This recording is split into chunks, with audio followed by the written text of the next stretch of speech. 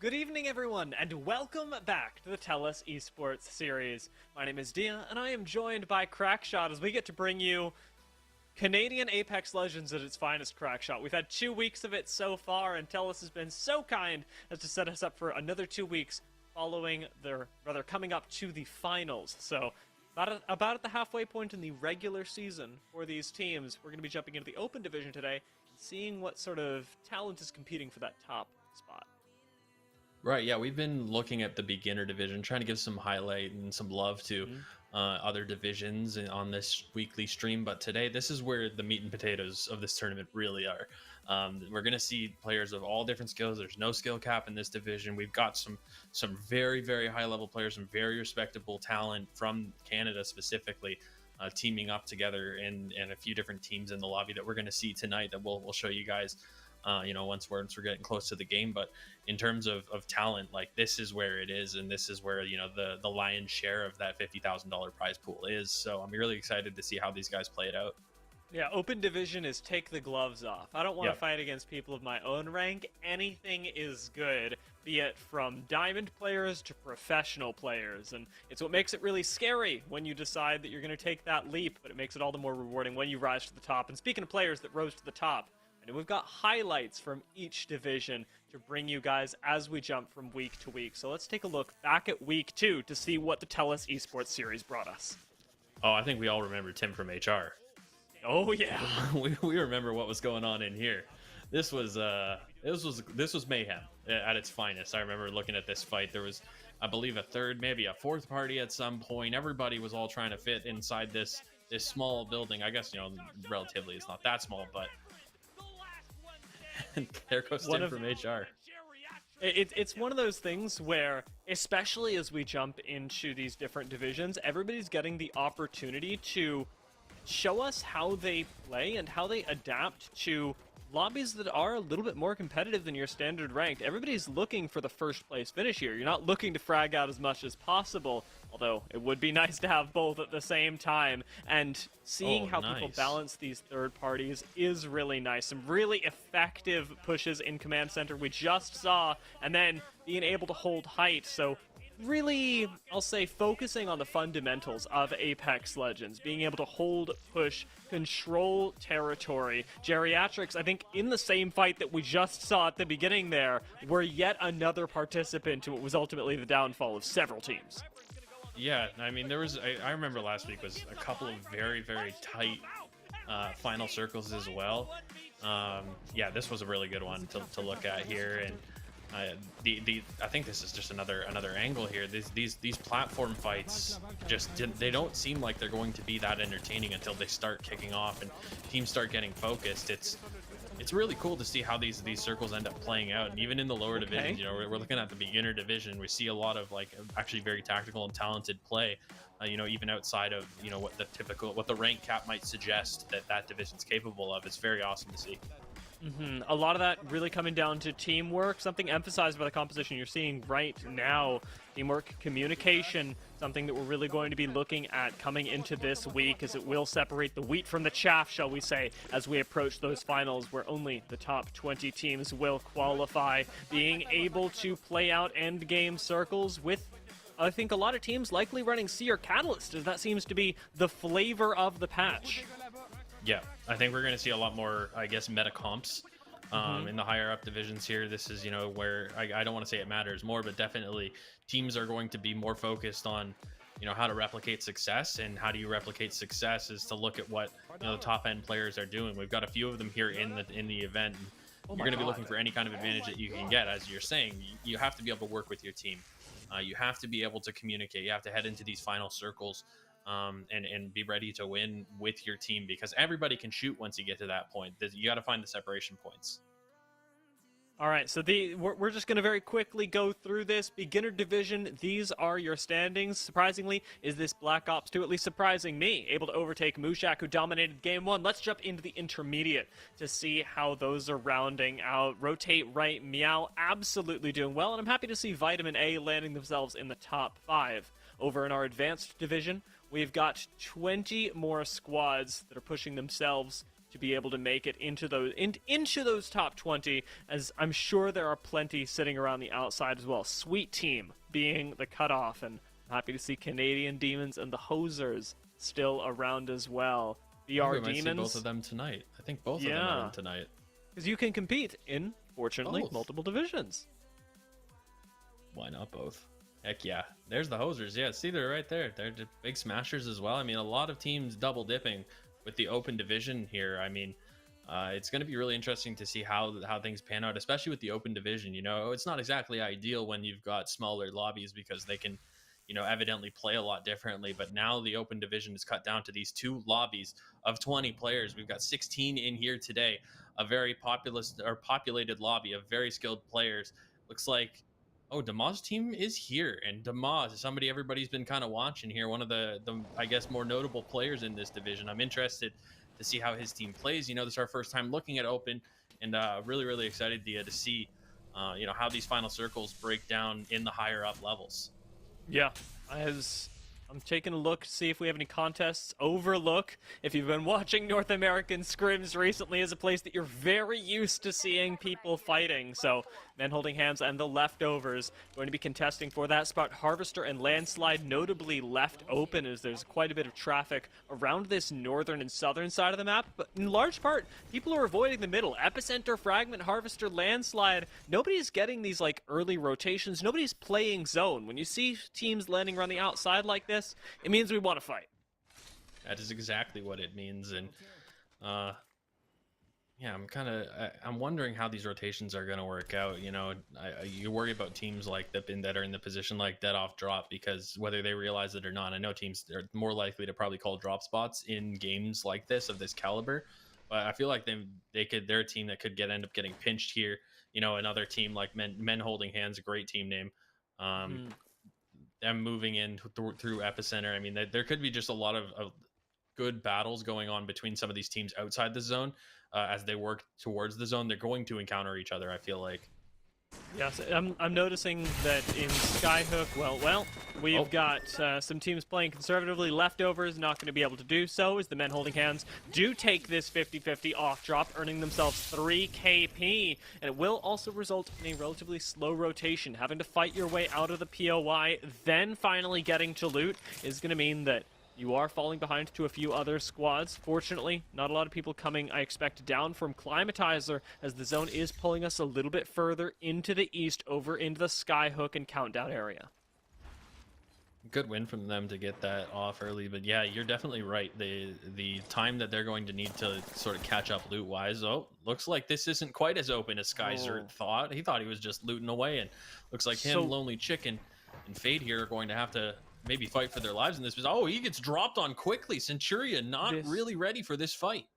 This is something I wanted to highlight earlier. We'll take a look back at the maps, see if they changed this up in game number 2, but Centuria have given up a large majority of Skyhook. It's typical to see teams, when you are splitting Skyhook into east and west, to have the team that's landing west take a bit of Skyhook and then move into Trials. Centuria did the opposite. They started Trials, they looted that, then moved into Skyhook. And it means that teams like Roller Crutch have all the time in the world to loot the entirety of the POI before coming over, and now claiming 2 whole lives, leaving Centuria crippled up top. Yeah, now it's going to be interesting to see how Fade plays this. He can't really get too far away from where he's at right now if he wants to get those death boxes back. But that said, at what point do you consider those a lost cause? Roller Crutch really has no reason to sort of move too far away from them, and they're probably on the hunt for him as they speak. So this game of cat and mouse could become very dangerous. And I'm wondering if those position points are more worth it than trying to get a higher, I guess, position here. The Maz team cleaning one up as well. That's a full squad wipe for them. So team's wasting no time dropping the myths today. They're ready for action. Yeah, I like that we're already starting to fight on edge. It's about the time that you'd like to do so, and Gamers had a really clean rotate over here, being able to loot up, execute on time, and then move their way over. The Hosers actually a bit of a late rotate, but they've got a team ahead of them. Really hard to challenge teams up on the Mirage Etoile, but Hosers are going to try it with a heavy skirmishing squad. They've got Pathfinder that can close that gap real quickly, and Horizon already coming up. Marsh alongside has the wall hacks and ends up finding the first drop onto Cuba aimbot. Good opening there. Some more good damage coming in here. Oh, the backslide. Getting a little spicy with it. Frantic. Very well There go the played, 3 sir. bots. That was a very nice couple drops from Frantic. Great opening from Marsh to put this team on the back foot, but now that we've got just 12 squads, Hosers are going to have to think about how they move from here. Do they continue going off to the south and farming up teams that are on their rotation in, or do you move up north and harass those late rotating into Skyhook? Both of those strategies absolutely viable, but it'd be interesting to see which one. Hosers also notably do have the absence of a beacon scan. They don't have any controller characters here, instead just the recon that Bloodhound provides. So were they to try and play zone, it would be a little bit more difficult, which is why we see them roaming around the edge. Yeah, and they're getting a little bit aggressive with it. I mean, you can kind of tell from how Frantic played that he's feeling it a little bit here. I mean, I'm a guy who's always function over fashion. My coworkers can attest to that. But that said, I can appreciate a little steez on a kill now and again. That was such a nice backslide there to just fall away. It seems like it's harder. It'd be like not very hard to shoot him, right? It seems like, compared to a side strafe, that he should just still be a pretty easy target. But that said, I just not a lot of players really expect that or know how to aim at that. So really good play from him. See what happens up here. I wouldn't be expecting a fight in this tunnel either, but evidently Roller Crutch are going to have to take one. Relatively decent loot so far and good damage from Steve, but No push just yet as Mike needs to heal up, eats a grenade and has to back off, forcing Steve onto the front lines to defend his team. Gets a crack and now has to find another as in the Bloodhound ult, smokes mean nothing, but angles are everything. Steve goes down behind the thinnest pillar imaginable. Good nades follow up though. I'm not seeing any knocks as LPB back off just in time to keep eye proficiency alive before pushing forward again. Yeah, they're taking their time here, and they have the luxury of doing so with that early down there. They don't really have to overextend too much, but I think that, yeah, I think Mike and Co are just going to try to get out of here if they can. They're doing their best. Looks like, yeah, how do I say that? Apostle? Yeah, I think Apostle. That's actually, you know, I probably wouldn't have gotten that, but that's a really clever way of spelling it. I'm trying to guess, you know, and it looks like he's trying to guess a way out of here at this point. Him and Mike trying to just escape with their lives. Wait, how is he actually alive? Just going through the open like that. Does finally get the Into the Void off cooldown and is able to stay a little bit safer, but he's going back into the front lines. Roller Crutch on all sorts of pages right now do seem to have navigated themselves into a, I'll say, reasonably effective disengage. They've still got Steve down, and you'd like to grab that banner, but I'm really not sure how feasible it is when you know that LBP are going to be holding the tunnel and likely looking for more KP. Yeah, this was, you know, I kind of understand the decision. I think he's going to get it. Apostles, well, he might get there. He might get the death box. They got it! Oh, Steve, you have not, you better pick that controller back up, sir. Or mouse. I don't know. I don't judge. I'm not one to judge. Meanwhile, Roller Crutch have a unenviable spot to be in. They haven't really cleared too much out, but rotation from LBP seems to have taken them further into Skyhook, further and closer to this zone. Hosers looting up in the meanwhile, coming from the south, is doing exactly what we had asked of them, continuing to play around the edge, catching even more teams on the rotation in their slay out on Big King. Really did work out for the best, and they've actually been able to turn that into what I'm hoping is going to be their next move. I'm looking at the ring, trying to figure out where we're going. Is it Countdown? Is it Skyhook? What are we all about here? I mean, they're going to have to pick a position soon. It can be really easy in these situations to sort of get in on the edge of a ring and think that you're safe, but even in the position that they're in, that ring can close quickly, and you do not want to be in this position more than you have to, especially with the late circles doing more damage. So ideally, you'd like to see them at least, you know, you're right, they have a couple options, but I think they need to just choose one sooner than later. Ask questions afterwards. They've got some really important data now that a lot of teams are starting to file into the zone itself. We actually got to look at it, and from all appearances at the moment, it does look like it's going to the north of Trials. So Dead Off Drop are actually going to have an excellent position, and, might I say, a great composition to use as well. From up on height, when you've got things like the Bangalore and the Seer combined with the Catalyst, Bangalore can buy you a lot of space. There's not a whole lot of cover out here to the northwest of the map, and of course, Catalyst Seer are going to be devastating in an endgame. They sure are. I mean, this is a position I think we saw a couple teams playing up here in a previous week, and oh, there's some engagement going on here down in the pit. Some teams poking their heads up. I'm trying to invite them for Dead Off Drop here for a game of whack-a-mole. They don't seem to want to engage or give up their position, and so they'll just continue to kind of live up here happily. I don't think anybody's going to continually commit to a fight up here, and it's just going to be about, I mean, we saw it in the beginner division. I'm not sure we're going to see it as much here, but you know, you want to consume information, but be careful with your bullets. It's easy to end up running a little low, and you could use them a little bit later. You're forced to move, and then you kind of wish you had some. Oh, here we go. A little bit of fighting from Wee Wee Poutine. Uh-oh. Good denial with the Maggie. They're going to have to keep pushing on this to maximize the amount of damage that they just got. Great Wraith Portal for the disengage if they need it, but it doesn't look like they will. Wrecking Ball still available. Arcstar not going to connect for now, but we're continuing to apply pressure with those nades, and Cobra has a sick angle at the moment. No additional damage really found. Out goes the Wrecking Ball. continuing to push this squad back, and it's a nice calculated fight from Wee Wee Poutine as they push up onto the Hosers. Two of the most Canadian names in the lobby going up against each other, and likely one of them going down here. Wee Wee Poutine not able to land the shots in the sky, and now having to back away as they watch their backs and make certain that nobody's rotating around on them from Fisher. Not a whole lot of cover here. No head glitches for them to play either, and they'll have to take the little win that they got, being able to claim this position and hope that they can hold onto it for the next zone, because now they've got two sides that can be attacked. Right, and I mean, there's a neutral third party here, I think, just kind of chilling off to the side. That's Brendan, who's, I think, just kind of waiting. I don't know if either team's really going to calculate for this. They're both so focused on each other and what just went down that this situation where Brendan could sneak out a kill point, I feel like. Oh, never mind. R.I.P. Bloodhound is toxic, for sure. As soon as you get scanned, you know it's over. SMU say goodbye, and the Hosers pick up an additional KP, making it, I believe, 4 that they've got so far. Wee Wee Poutine has made the excellent choice and backed away as well, not holding a position where they can be flanked from two sides, and instead making sure that they've got Lava Fisher, where there's a little bit more safety inherent in these buildings.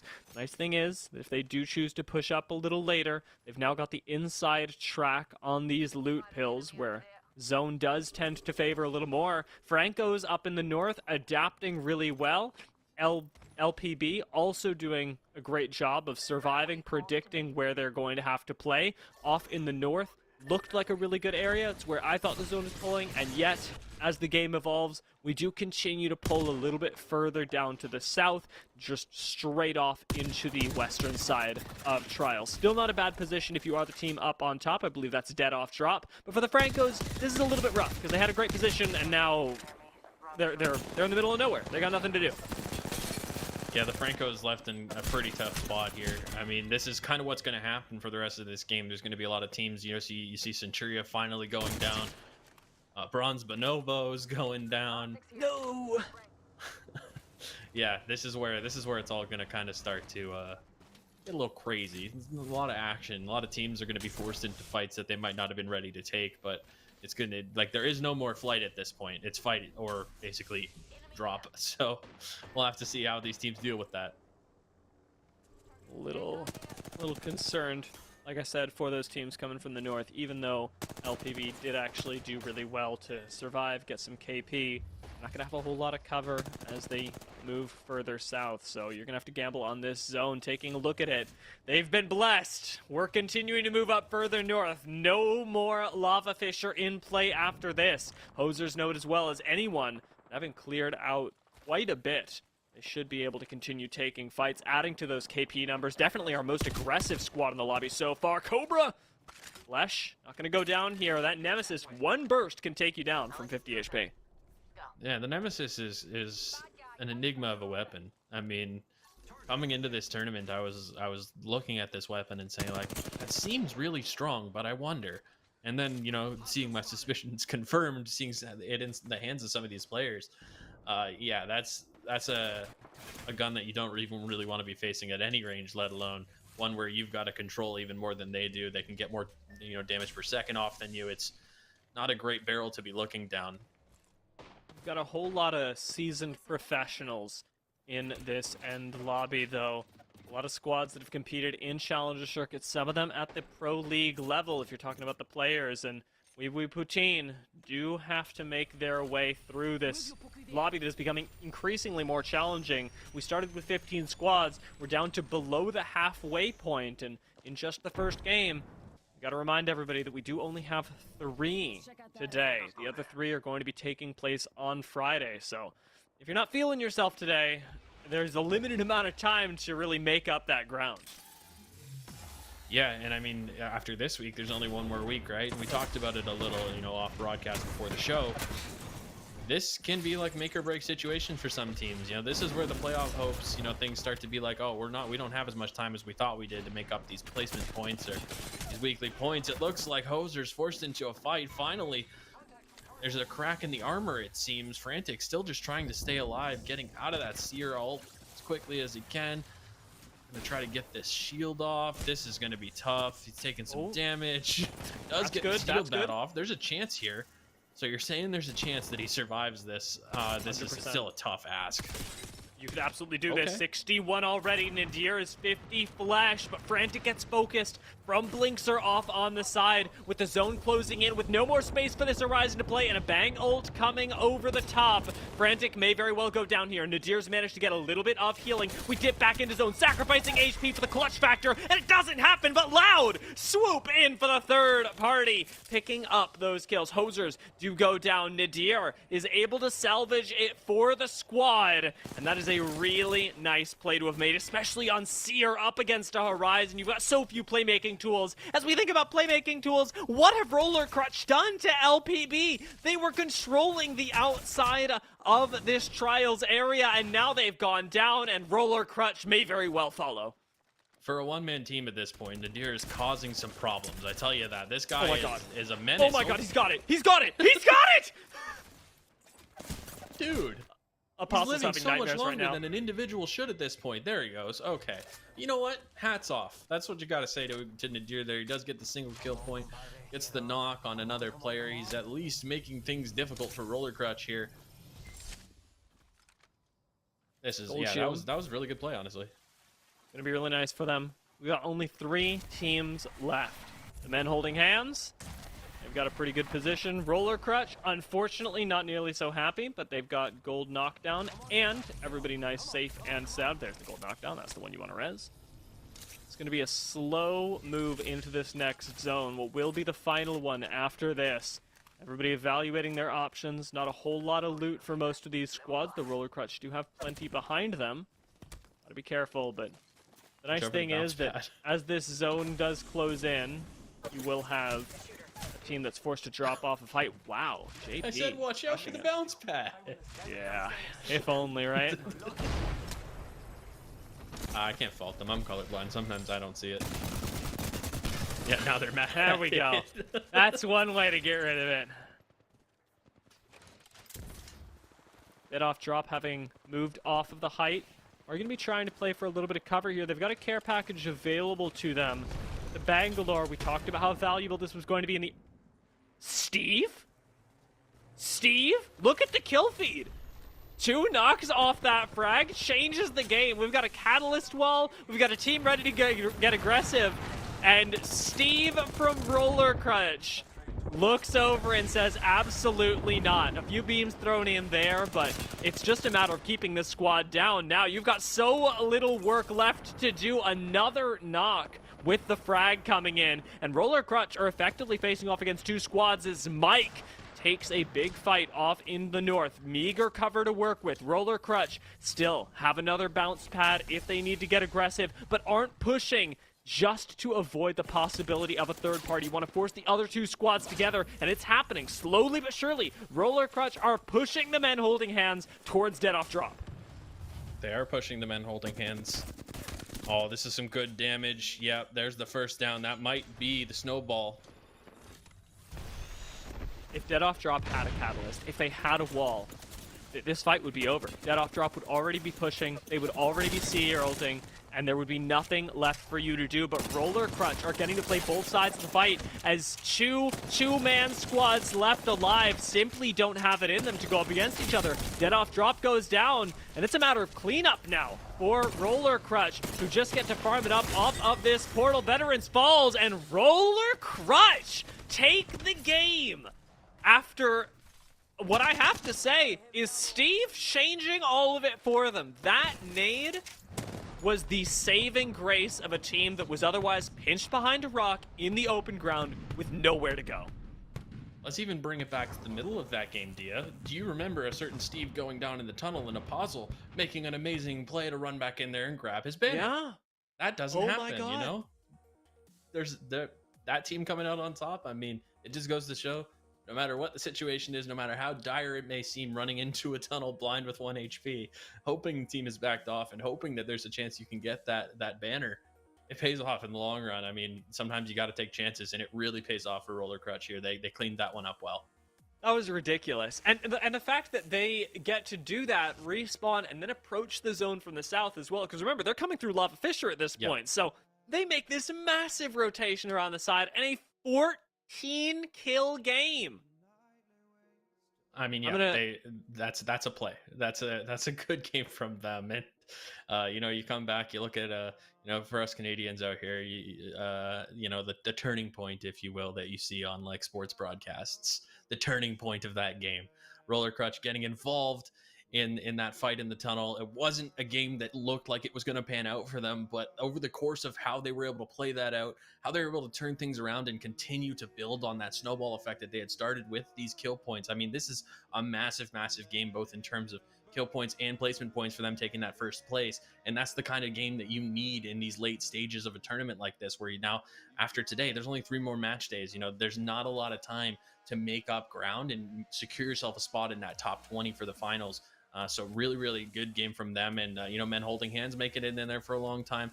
The Hosers also, going out in 6th place, I feel like placement points could have been a little better for them, because in all honesty, the aggression paid off a lot. You see the 11 kill points on their team.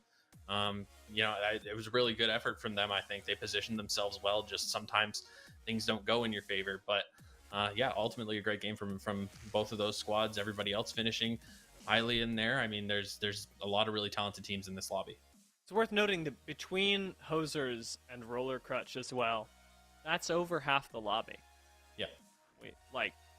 That most kills of all the kills went into their pockets. And from just Roller Crutch alone, they killed 1/3 of people. So if you're dropping in with a squad of 3, chances are the Rollers killed at least one of them. That is how dominant they were, and that's just the first game. We're going to take a very short break here at the TELUS Esports Series, but while we do, I know that you've been enjoying the show, let's give you the chance to get a little bit more involved. Maybe you want to play in our next couple tournaments. Maybe you just want to chat with other gamers that are around. We've got a Discord that you can join to talk all things esports, all things TELUS, all things, I don't know, Canadian gaming community. So join our Discord, click on the panel that we've got just below our stream, and we'll be right back in a few minutes with game number 2.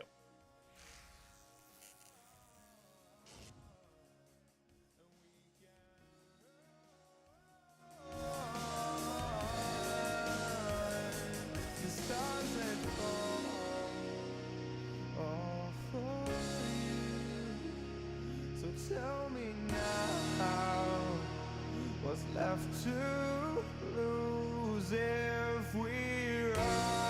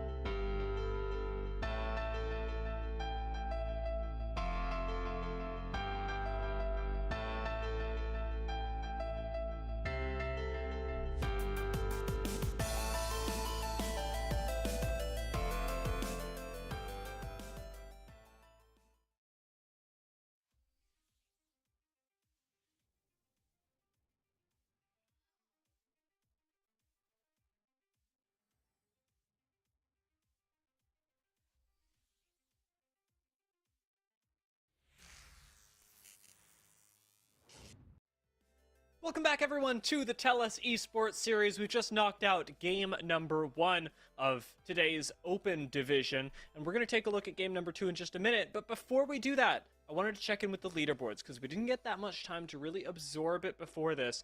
For the Open Division, our leaderboard is as such, mainly because I wanted to see how our performances after game 1 ended up lining up with what we're seeing here. Dumbo's on top, they're not in this lobby. Hosers in this lobby went down surprisingly early despite their second place. Yeah, second place on the leaderboard, but I mean, to be honest, yeah, this is a competitive division.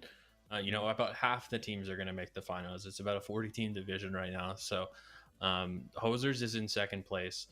The finals does not have the standard ALGS, first place is going to get X amount of points. It's just the top 20 make it in, and we're going to start everybody at 0 for this event, for the match point format. So more of like from a position of sustainability, I think as long as they can keep having games where they either have enough KP or enough placement points for it to be worthwhile for them, they're going to be in a good spot. So I think that was a good game from them nonetheless. Roller Crutch is going to further solidify their position because, when you start getting into that 13, 14, 15 position, that's where you start to sort of like worry a little bit. Like, is my one bad game going to be the backdoor for a team to sneak into this top 20? Yeah, I think that the big thing for them and teams like SMU coming into today, even Dead Off Drop actually, who we saw make it into the top 3, is going to be getting those performances in now, because next week things are going to be even more chaotic. It's one of those things that comes with Apex Legends. As the stakes get higher, as your opportunities get fewer, teams also become less easy to predict. And so if you can, here in week 3 of 4, you want to make your impact. Well, you can still calculate what everyone else is doing and hopefully make it into, if not the top 5, at the very least the top 10, to give yourself the best chance of surviving the week to come.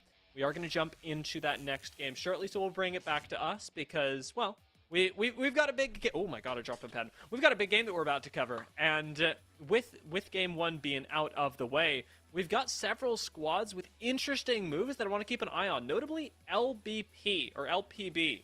That had this really interesting move all the way through the north, trying to rotate past a team that was in Godspot by Trials, and I actually really liked where their heads were at. They kept a lot of high ground, they did really well to position themselves in what I think a lot of people would have expected to be the end game ring, yet they didn't make it out on top. Let's see how they can turn that around in game number 2.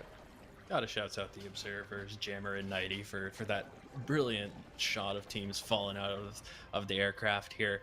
Dropping in LPB, it looks like, yeah, I mean, they're in the climatizer. I wonder if they're going to go for what you're saying is like the exact same thing, but it looks like they're contested here. Centuria changing up their drop spot, notably not landing by Trials Overwell, giving up all of Skyhook to Roller Crutch, and trying to play off of Grandma's House and maybe Fragment where SMU have landed. LPB getting that nice finisher to start things off. Already 2 knocks for them, so a big boost in momentum. And LPB are one of the teams that I was talking about after last game as well that have some of our more seasoned players. Proficiency played in the last chance qualifiers, almost made it all the way to Pro League this past season of the Challenger Circuit in the ALGS. And, well, clearly bringing a lot to the table. Lane able to pick up with the G7 Scout as well, eliminating a full squad. 1, 2, 3 are out, and LPB bring themselves a little further up in the leaderboards. Yeah, LPB, an interesting team. I know that our lead admin Dragonite has a lot of great things to say about Proficiency, and he was a player saying like, hey, when he saw him sign up, he was like, that's a player that I'm kind of watching to be on the come up in the lower end and up into the higher competitive scene over time here. And seeing him flex in this tournament is kind of a good thing for confidence. A player like that getting involved in as hard as they are trying to move up in the ranks and participating in these high level scrims on a regular basis, really putting in the time, being on that grind, seeing the confidence being able to be expressed here in the server. The way they played last game, they had a clear game plan. They tried to execute it. Didn't quite work out how they wanted, but it's good to see teams like LPB with some of those higher end players that might not be right pro level yet, but they're on the cusp, and seeing them in tournaments like this is really cool. I mean, I got to throw Lane in there as well. A lot of love for being able to, I think, perform on one of the most beloved Challenger Circuit teams that we got the chance to see. I used to play on Valkyrie and honestly doing quite well. So there's a reason that we were highlighting that squad as perhaps somebody that we would look at coming into the next game. I'm hoping we get a better look at A's squad as well, especially once they find themselves a fight they're more comfortable with. The rotation through Harvester right now, honestly a really good one to take. Unlooted for the moment, as nobody's been really landing through the center of the map, but their unorthodox composition has me really curious. They've been the only team so far to pull out the Ashe, a legend who, well, she is struggling, I'll say, in terms of her meta, her flexibility. I don't mind as much. It's been a pretty good so far, and I'd like to see Ashe get a little bit more play. Hosers, see if you can find somebody. I know they got somebody on like 5 HP over there. Hosers is just continuing with the aggression. I mean, you gotta respect it, right? Like, if they're gonna go down, they're gonna go down on their own terms, and they're gonna go down swinging. So you gotta appreciate that.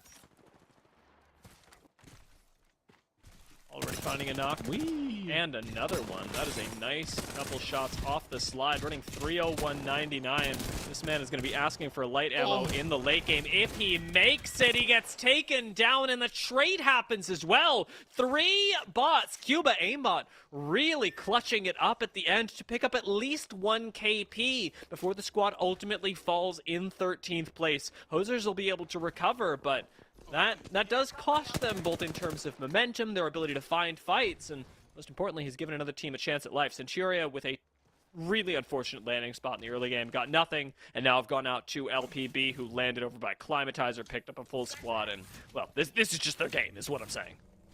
They're the Climatizers, you know? Maybe they gotta re-examine their team name here. It's going to be a tough rotation, though, I feel like, and the gas is behind them. The zone is coming in. They're going to have to make a decision here on how they want to approach this. Blinks are trying to provide some cover with that Bangalore, seeing if he can get some shots down, maybe a little bit of suppressing fire so that his teammates can get a little bit of a rotate in. I mean, yeah, they're almost in a bit of a better spot. At least they're playing it well enough, because the team that they're fighting against here running up the hill also has to rotate. Wonder what their move will be, as they don't have that much time to determine it.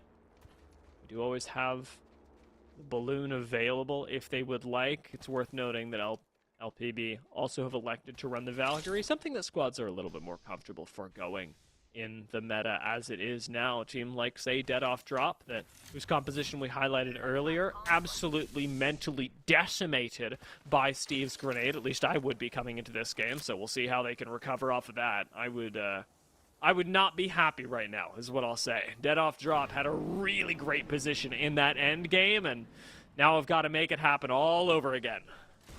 Yeah, and I mean, that's something that, you know, you're highlighting that definitely can happen on a nightly basis. You got to keep your head in it for all 3 games. But that's one that I'm interested in for the finals, to be watching how teams are responding and what could end up being more of a marathon and less of a sprint, right? That's how match point format can end up being. So, you know, maintaining your mental in that format is super, super crucial. It is, and over here, we've got our squad of the hour farming it up on the Harvester.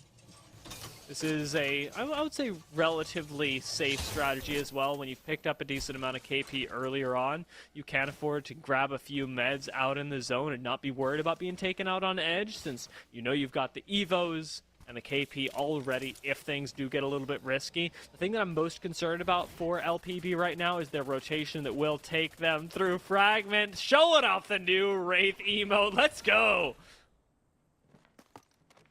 That was a lot. It is. Wraith goes hard. That was... I wondered what was going on there for a second. I hadn't seen that emote in action yet. I actually, I have really been enjoying all of the Imperial Guard event. Aesthetically, very pleasing. Wraith reskin on the heirloom, very nice. I think that I don't know, Respawn's really knocked it out of the park with this one. I am really enjoying just everything aesthetically about this event, and see if anybody else chooses to pick up some of those skins perhaps a little later on. Dead Off Drop having lost their seer, don't really have a whole lot of options to take this fight. You don't want to be just walking in with no digis on Bangalore or a Catalyst. At the same time, leaving your seer behind doesn't exactly feel good, but I suppose it's the less risky play, so that's what they're going to go for. Dead off drop on the disengage. Have plenty of ways to do it with both Bank Smoke and Catwall. The chances that they're actually taken out while moving up this hill are low, but their chances of winning the game also pretty darn low. I mean, they just gotta not rush it up the hill, right? Costa's gonna get one. Looks like V-Rose is helping out there quite a bit. Gets the kill on... Am I gonna try it? Do you think I should? I don't know. I don't know if I would. Bylon cake? Creek? Yeah. You know what? I like Bylon. Yeah. There was an attempt. Yeah. I think it's good. Roller Clutcher chasing this. Remember when I said earlier that there's a lot of disengage tools, so it's unlikely that this squad goes down? Steve is trying to make a liar of me. They've got a good Catalyst wall. Did block the scan. It's good for them, but Steve has picked up another knock. And I'm going to have to eat my words pretty soon because Roller Crutch are just relentless in their pursuit of these kills. Yeah, they'll get one there. Shanahan gonna go down. Another player fighting here. The Bronze Bonobos looking to have a bit of a better story this time around. I know they went down last time maybe a little earlier than they wished they could have and didn't have a lot to say about it. So there is a player down here. They are kind of aware of that. Catalyst okay, wall. here I think we we're go. doing this for the thirst, right? We've got to be. No, doesn't really have a whole lot to play with. What a shot! Coming over the cart and getting the backup from Dole means that yet another kill falls into their hands. Bronze Bonobos have the chance to do this. You don't see a Devo or a turboed up Devo come out into play very often, but they got the better of that trade, and Bronze Bonobos look like they're on an effective disengage right now, with Dole able to just barely get around that corner. Catwall expires, but that door will not, and you'll be able to heal up just fine in Geyser, defending even more with the Catalyst if you want behind these doors. This is a great spot to be in with a bow check, no less. Yeah, the engage and disengage there. I mean, it's very, float like a butterfly, sting like a bee kind of thing. They're moving very effectively right now and not over engaging into fights that could end up costing them. They're picking their kill points out and now trying to survive for a bit of better placement points. Looking at the last, Roller Crush taking some damage here. This is some good shots from Pergy. Just one more, and you can go on that push confidently. As it is, I mean, Wraith going out on her own.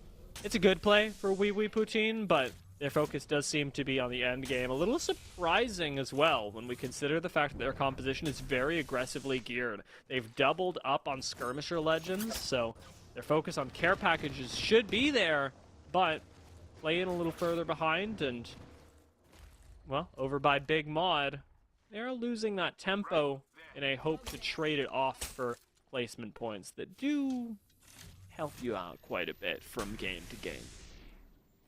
The placement points, oftentimes can feel like a lot more of a sure bet. So a lot of teams are likely, especially in a situation where it's like every 1v1 you could potentially be taking in a lobby like this. It could be the last one you take for that game, Like there's a lot of skilled players in this lobby, and sometimes it's tough to know who you're running up against, right? It's a thing about confidence. Blind confidence can be a virtue and a detriment, and so teams are kind of looking for the more sure quantity, I think, in terms of placement points, really trying to just bust into that top 20. Wee Wee Poutine have, made their way into Lava City. They're group up by Big Mod. Got them a Valkyrie ultimate where they're predicting this end game will land, but they've got no controllers. They don't actually know this. The gamers making their way up do have a lot of damage being thrown in by Dama. Gonna wide swing this corner? No, he's not. Gets shut down immediately, but pops into that portal for the quick retreat and hopefully res right now. Gamers got a lot done in that short amount of time, and great stuff from Roses to watch the portal as well. What could have been a disastrous situation was very well salvaged.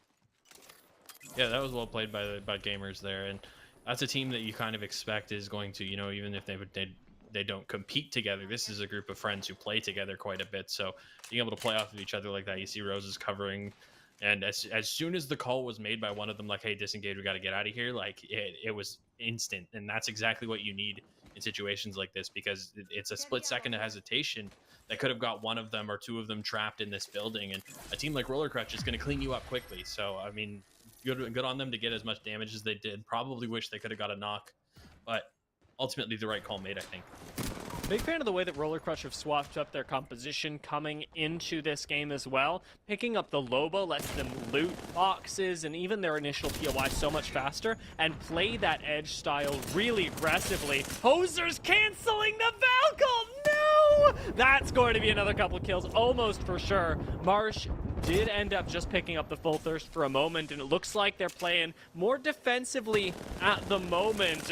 Looking for lane from the high ground. Vander's not going to drop just yet, but does throw the frag in there for good measure, following it up with a thermite, but being scouted out from behind as well. Hosers are so split up at the moment that it's difficult to tell what their next move will be, since they're going to have to make it alone. Out goes the zip line, and they're finally starting to group up as they retake high ground over by Big Mod and fire down into the valley below. They've got to engage this too. They know that they're being pinched, and that's gamers on your tail right now. That's a skilled group of players that are putting shots into your rear while you're trying to engage up front here. This is definition rock in a hard place, right? It really is. Look at them. The nice thing is that they're up top and they are abusing the squads below. Blinks are barely able to get to safety, and now we're committing to the low ground as well. When you've got a Horizon, you can get back up, but LPB will not be, as Frantic finds almost that entire thirst and prioritizes the squad wipe immediately after. Goodbye, LPB. You made it to the top 6, but we'll see you in Game 3. Yeah, well played by the Hosers, but I think that they're going to kind of realize now that, okay, first job done. Now, there's teams on top of them, and this isn't even the first team that initially had them trapped here. This is Bronze Bonobos now. This is starting to get a bit hectic towards this final circle. Another team's going to drop down, trying to loot up some kill points. That's a crossfire from the Bronze Bonobos that's going to clean up another team. Now, I guess, is this chain reaction that we're going to see? Is every team that drops down then going to get dropped on? Very well could be. Roller Crutch having lost one yet again. It's Steve that's gone down, but again, it's going to be Apostle that clutches it up. No respawn beacons near, but with the Loba, there's a chance that you can loot one from the surrounding area. With a support crate so nearby as well, Roller Crutch can absolutely get themselves to be a 3-man squad before finally they've got the rest of the competition closing in. Let's see if they can do it in time, though. Taking a moment to loot up. Are they going to grab a Moby out of this ult? Does one even exist? That's going to be the question, right? I mean, if they can get the res, I really like their chances. You know, I like what the line would be at for them to take this one, and really just the position that they're in, their history in the previous game, the confidence levels they got to be feeling. But even just without that one extra body, even with the heroics that Apostle once again provided for his squad, I don't know that it's going to be enough this time if they can't get Steve back up. What's the approach here? As we pull over towards Big Mod, assaulting it directly doesn't have to be your answer, especially if you're gamers. You're able to play underneath the train tracks outside of Lava City. We've already got Dome taken, and it may very well be the safest option. Wraithport is available, and gamers do have to vacate the space. I like that we've already got some rotations happening, but this is an effective gatekeep from the Bonobos, and Costa eats some flesh damage just for having stuck around in that ring. Demar going to do the same thing, and everybody playing this at arm's length during the final zone. A minute left on this, and you don't have to fight just yet, but you do have to find the God position. Again, under that train track, looking real appetizing as we see the next zone. Really interested to see. I guess it's almost a game of chicken, right? Is it going to be Bonobos who try to go at gamers? Is it going to be gamers who try to shut down what's left of Roller Crutch? I mean, Roller Crutch right now is just going to keep trying to poke, right? They're going to wait until, if they can at least, based on how this zone shakes out, they're going to wait until the very last second possible to really jump in and engage either of these teams, I think. I'm gonna assume that they didn't find a Moby in the crate or in the or they're saving it and being like, well, I mean, there are only 3 squads left, so if we drop it, we will get aped. Both are like feasible, but I'm gonna imagine that it is them wanting to. I think they would have gone for it, man. Yeah, they would have gone for it. They absolutely would have gone for it. With how Apostle played that last one running into the tunnel, I don't think throwing a Moby down is going to scare him, you know? Yeah. Problem is that even though they haven't got this 3rd up, even though they're playing, I think as offensively as possible, we've already got a port looking for him. And I don't know how long you're really able to effectively survive up there. Just a corner of Big Mod really going to be in, and Bronze Bonobo is going on the push right now, going to try and play under the train line. As we highlighted earlier, this is a great spot to be. With a Catalyst, you've got good defense, and this is the move. This is the move that could very well win Bronze Bonobos this game. You defend this adequately, and the game is yours. Yeah, I mean, there's only so many choke points that you can push in from here. I mean, yeah, it's just going to be, are we going to see a heal off? Is this going to be the first TELUS Esports Series heal off that we see? I mean, it's like you said, it's arm's length right now. No one really wants to be the first one to blink in this situation.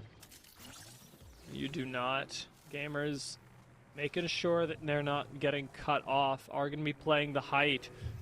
Roller Crutch on the other side will be waiting their turn. Again, not engaging, not getting over-aggressive since they do just have those 2 members, and no team really wanting to take risks, understandably. This is, well, after this game, 60% of the games you'll play today, you don't want to take risks with it, but it does feel bad when we're looking at these games and wondering who's actually going to be able to make that aggressive move. Recognize, say, for example, there is just a 2-man. Apostle goes down.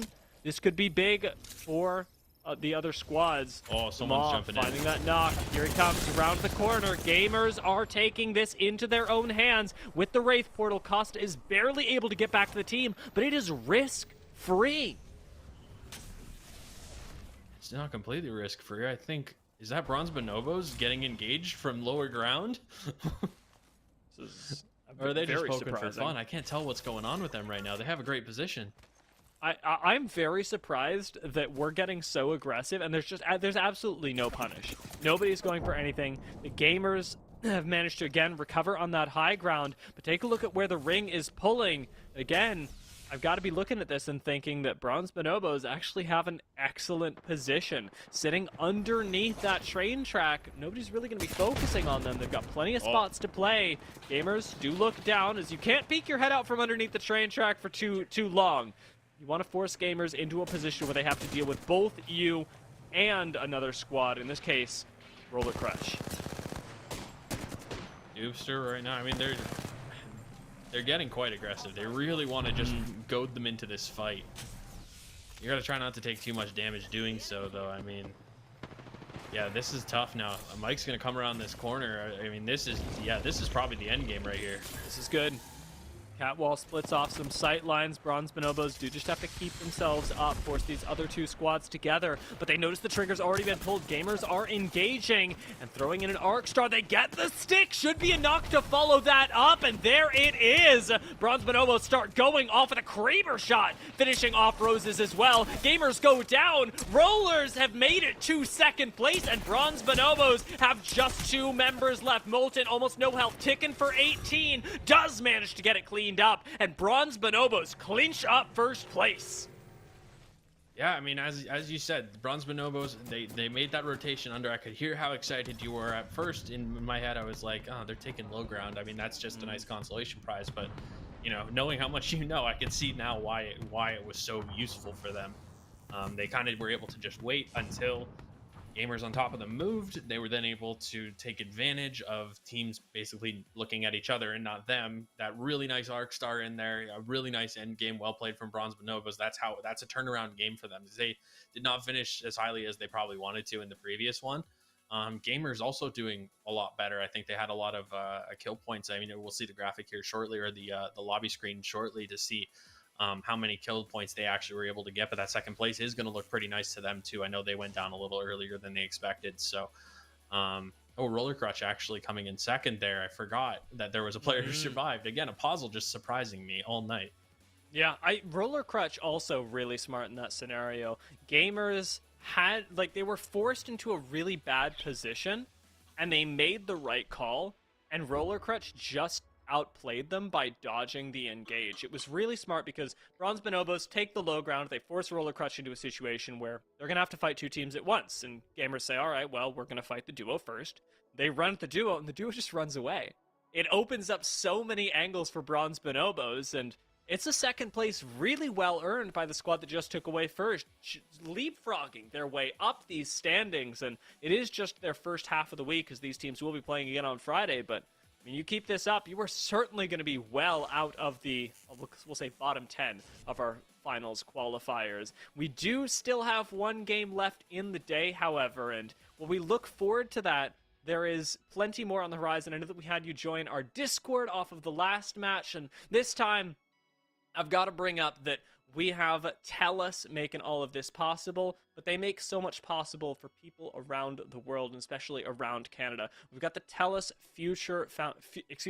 the TELUS Future Friendly Foundation that you can donate to. TELUS is an independent registered charity that supports the well-being of youth facing obstacles. They support local charities with their donations and really just make sure that your money gets to the right place. So feel free to donate or find out more on this great foundation by typing in the command !TELUS Foundation to help out Canadians everywhere. Thank you so much for your attention and for tuning in to the TELUS Esports Series, and, well, we'll see you again in game number 3.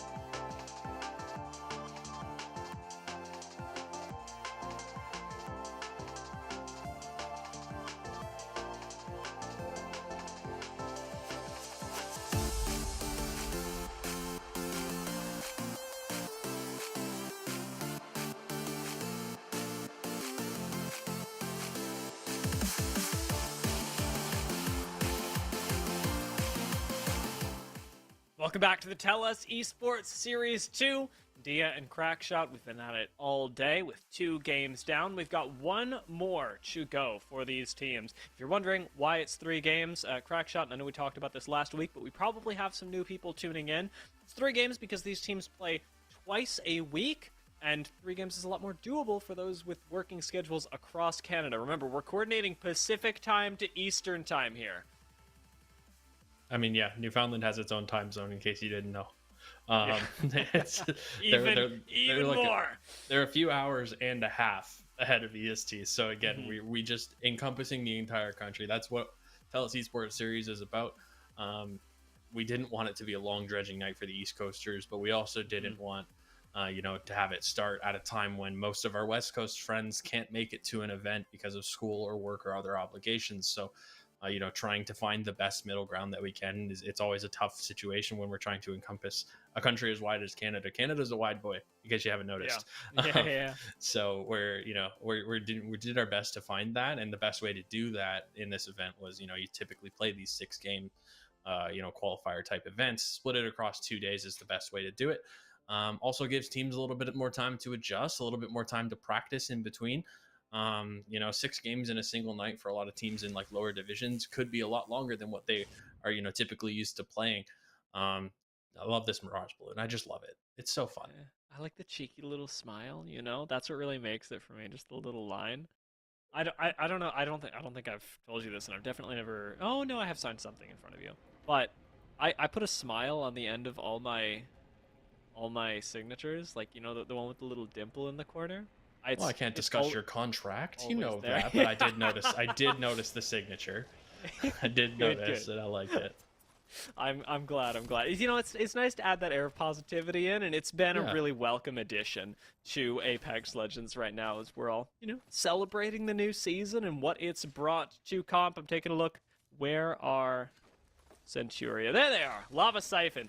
A different drop spot every game for them.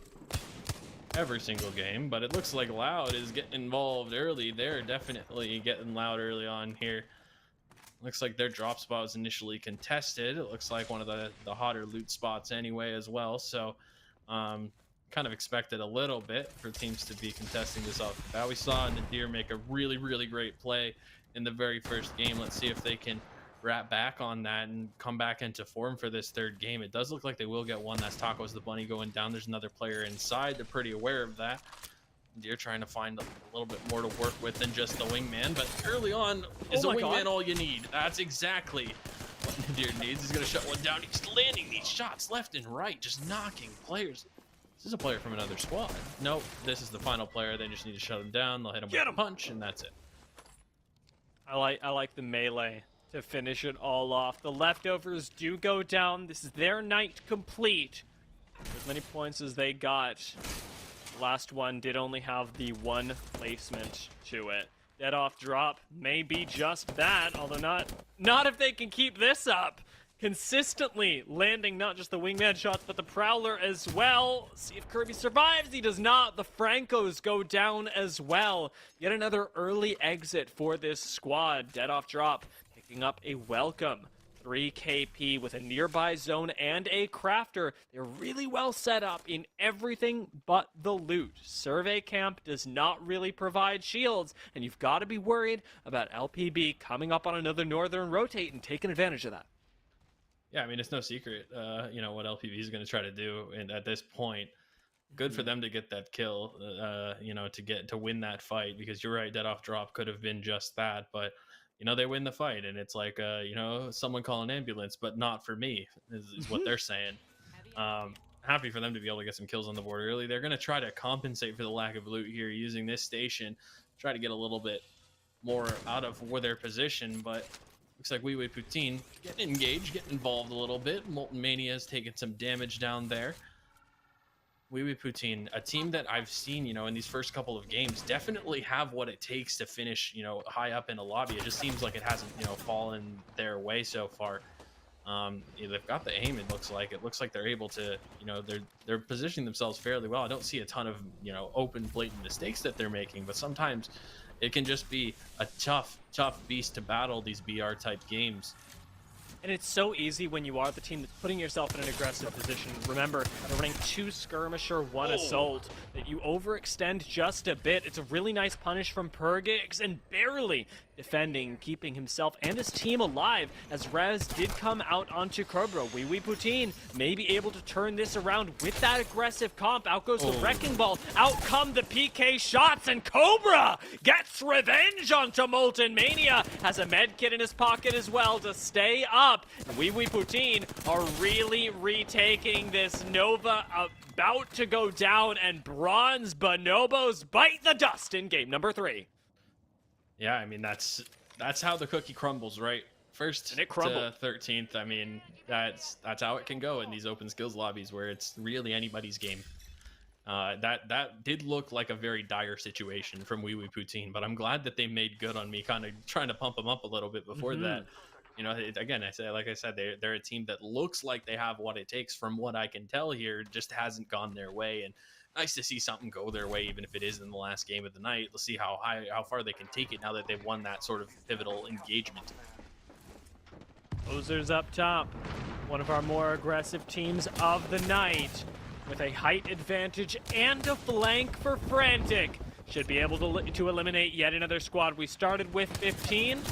Looks like we may be going down to 11 now. 3 bots do go out. The Hosers picking up even more kills, and their rotation through the south has claimed so many squads through this 3-game series. They keep doing this, landing and then moving through the Mirage Etoile, over by staging, and just continuing to clean up squads. Rose is going to go down, and Centuria is going to have their best game yet, able to make it out and into the top 10, eliminating a squad as they do so. This is the most points that they're gathering on the night, and if you're Centuria, if you're looking for the next couple weeks to bring you into the finals, you have to make the most of this momentum.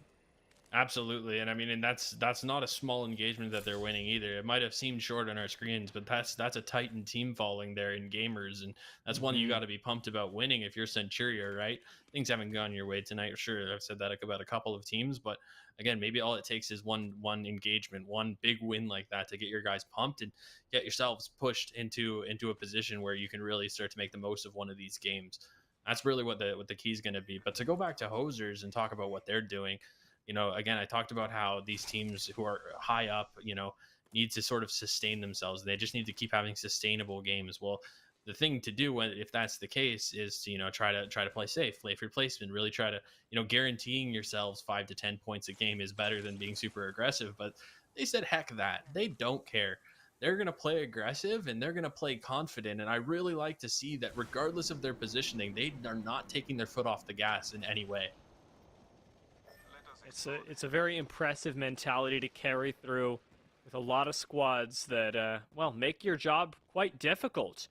You're always facing off against heavy skirmishers, especially in these open lobbies, that, again, are defined by that take the gloves off attitude. Say, throw anything at me and we'll do it. You don't get to register in these open lobbies if you are not confident in your ability to fight. Centuria, one of those teams that's now finally getting the chance to prove themselves, do need to rotate a little bit deeper into perhaps No Name or Geyser.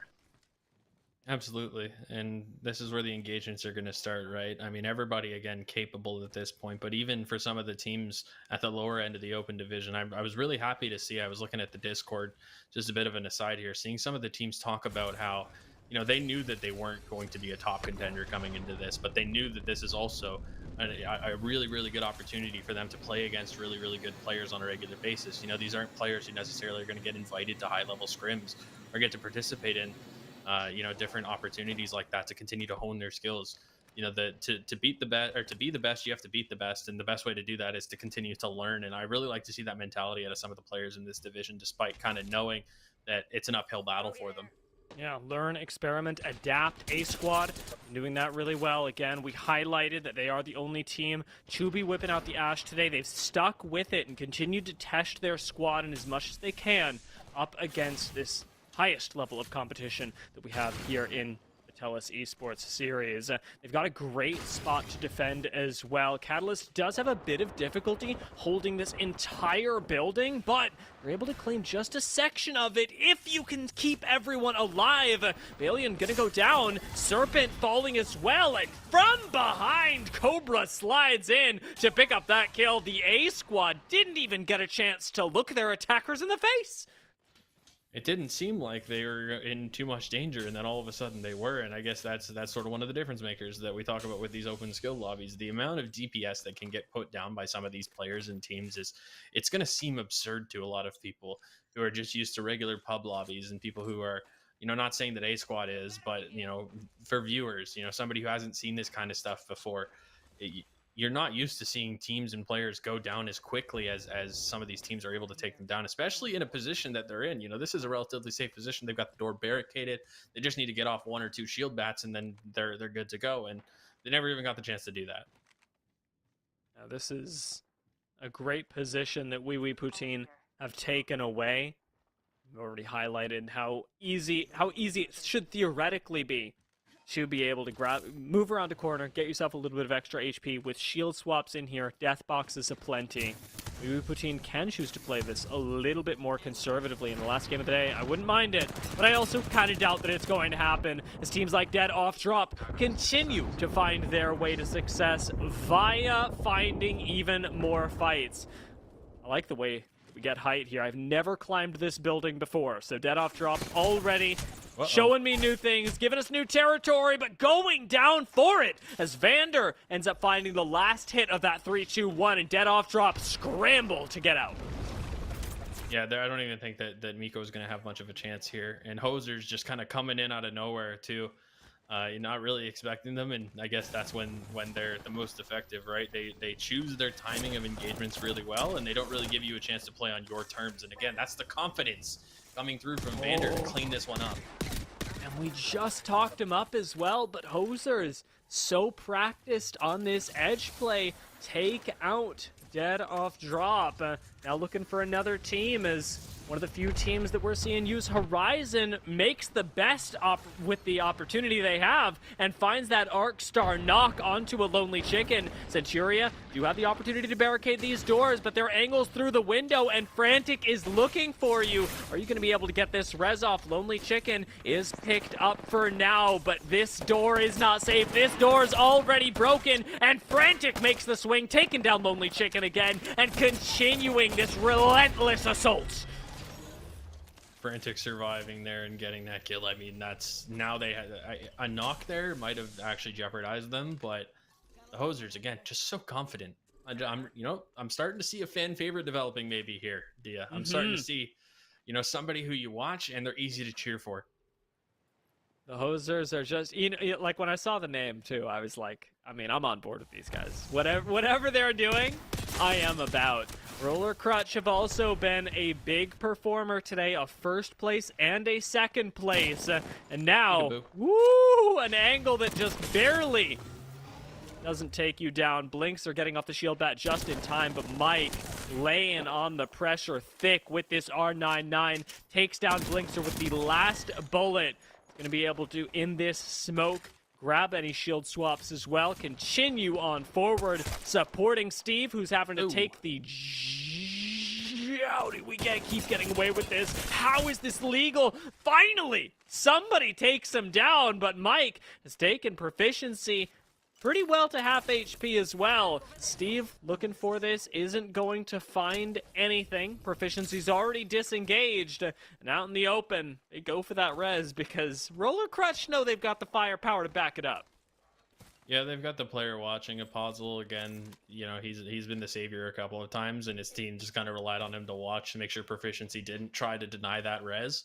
Not that it was the smart play to do. I mean, that's one of those things where both sides of that know that Proficiency knows re-peaking this is not the smartest thing for me to do, and so they go for the res in what might seem like an open position.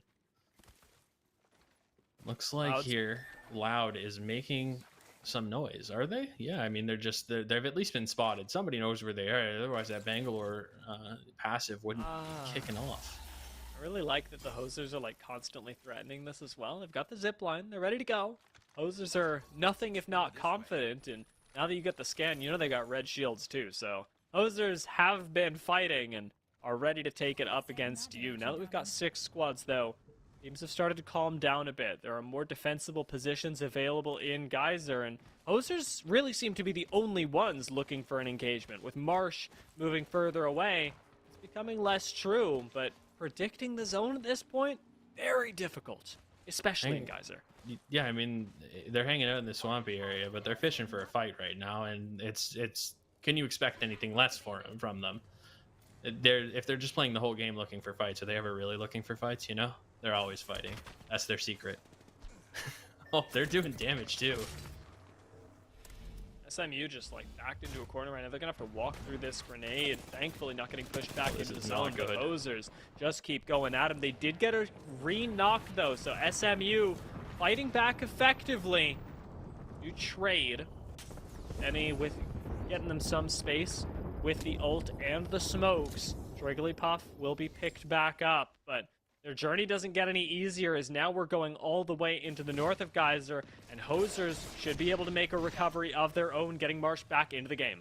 There should be a chance for them to do that, and that's the saving grace for SMU, right? I mean, they were getting pressured. They were being led like lambs to slaughter there in that position, having to fall off of that hill. But Roller Crutch, it is the two titans of the lobby here. I mean, these are two of the more consistent teams that we've seen across all 3 of these games right now, duking it out. And basically, it's a swap and replace, right? I mean, this is where Hosers was hanging out fighting SMU. Now SMU's got a bit of a chance to get out of this position. There's definitely still spotted. I don't know if there's enough cover behind this rock D. I really don't. Aren't they ever just chilling? I would not say so. They're lucky there's not a fuse in this lobby, but Marsh, super unlucky not being able to take that jump pad to safety. Still gonna get the full res out here, as we've got a Valcolt going off on the other side for SMU. Hosers make their miraculous resurgence, as we'll find out what sort of miracle SMU can pull. They do manage to get themselves one of the few safe positions left in this lobby. A absolute miracle, a work of the Lord, that this tree is still available for SMU to play, but they can't waste any time moving up to these supply crates, because right now, Benny, even still, not in a safe position. Roller Crutch can still make their move up with the safety of these buildings.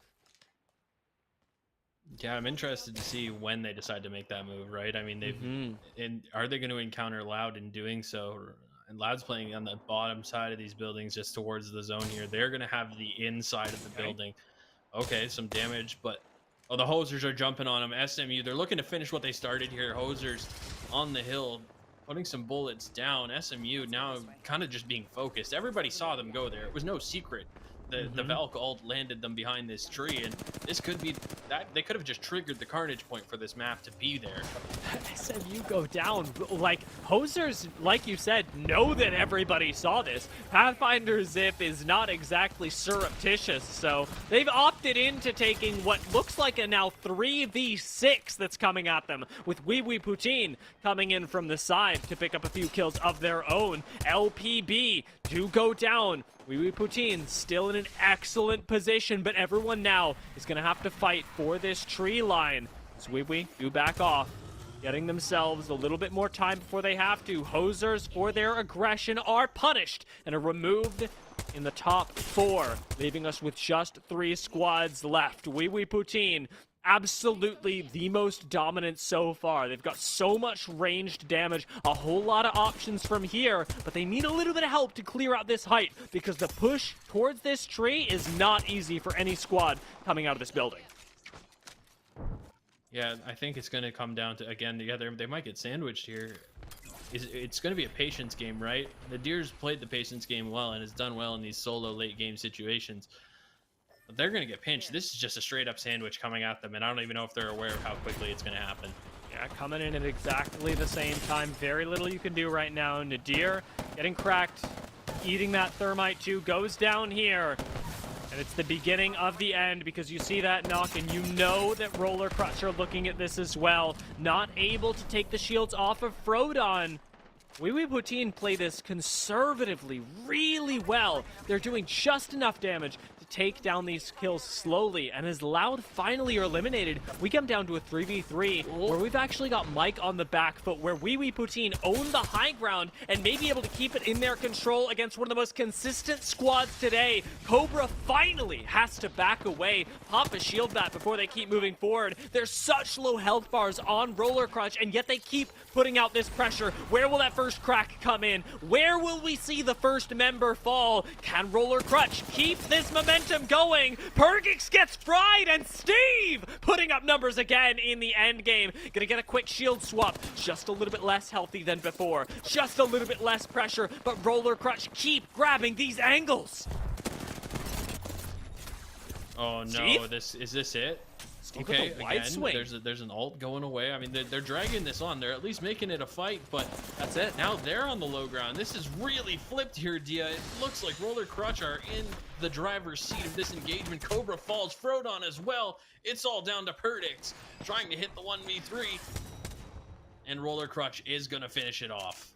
What a finish for Roller Crutch, turning that around. We talked about the low health bars. They were playing from the low ground. Wee Wee Poutine were crushing it with the way that they approached, especially that last 3-squad engagement.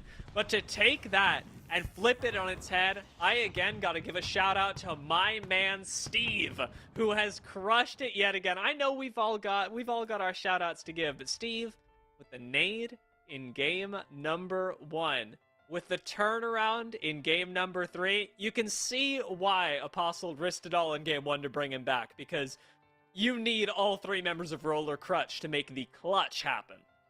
Yeah, I mean, they're really a trifecta. They really played that engagement well. They were initially to flip it essentially from being the low ground team to then becoming the high ground team and really kicking off that engagement. I mean, they put the other team on the back foot. Like, that was the end all be all for them, was to really turn the tide of that engagement, because fighting uphill, especially in Apex Legends, regardless of the situation, is not always a place you want to be. And so turning it around, I mean, Wee Wee Poutine still taking 12 kills along with the Hosers again. 12 kills. Like, again, they're really just their aggression from the Hosers. Super happy to see them performing the way that they did, even with the 4th place finish. I really like the game that they played tonight. Of course, Roller Crush again, shouts out to them for finishing first as well. And Wee Wee Poutine really, they did their best with that lobby. I think they did the best that they could in that situation. Roller Crutch just ended up sort of turning the tables on them at the end there. Again, really good 3 games from a lot of these squads, though. Yeah, and I do want to say, we do broadcast these games on Wednesdays. These teams are also going to play again on Friday. So here on the main broadcast, shall we say, we do have the opportunity to showcase a lot of talent, but if you saw a team or a couple players that you liked in today's games, as I'm expecting you did, I really encourage anybody in the audience to go seek them out on Twitch and on Twitter, because that's where you can go and support not just TELUS, not just the main broadcast, but the individual Canadians that make up our gaming community. So please, just encouraging everybody, if you liked somebody, even if you thought they played well and just deserved a little bit more support, go follow them, give them a watch, and hopefully you'll get to catch a little bit more of the TELUS Esports Series and the story that they're telling through it. That was our last game of the night, so I am also going to give it the shout out that we're looking for feedback. If you liked today's stream, if you didn't like today's stream, or if you just want features added, go ahead and give us some feedback. We'll have all the information to do so in the chat, but me and Crackshot would love to hear what you thought. Of course, yeah, the feedback survey is the best way for anybody to, whether you're a player in the tournament, just somebody passing by, somebody who wants to see something in the future out of TELUS Esports Series. It's the best way to make yourself heard, and for TELUS to be able to look at all of the feedback together in a cohesive way and really pave a path forward. I mean, between the first TELUS Esports Series and where we are now, I've seen so many strides being taken, just continued improvement. And it's not always that you see a company, especially, telecommunications as big as it is in Canada, to step in as a non-endemic, I guess, per se, to come into esports and really put, not only just, they're not just throwing money at it, they care. And that's what, they're trying to say through this feedback survey. Make sure you guys let them know, because they listened the first time and made this event even better than what we could have expected it was going to be. Yeah, I mean, I've been enjoying it. We've done 3 of the 4 weeks for these teams so far. The finals are going to be coming up after the next week. So, Again, if you like these players, give them that support and shout them out on things like Twitter, wherever you can find them, just to let them know that you're in their corner as they compete in the biggest Apex Legends tournament that we've got going on in Canada. A thank you to you, Crackshot, for joining me on the stage today, to all our production crew that makes this possible, to the players that are playing in today's games, and to our sponsors, Nanoleaf Xbox, HyperX, and GamesCon Canada for making all of this happen. TELUS Esports Series will be back next week with even more games, and we'll catch you then.